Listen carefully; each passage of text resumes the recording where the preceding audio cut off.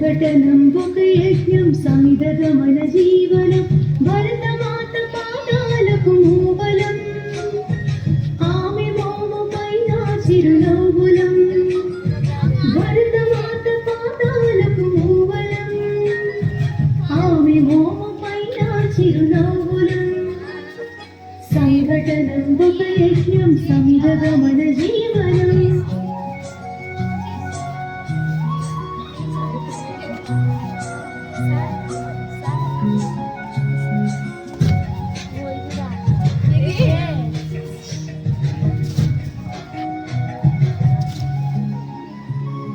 గలగల పారే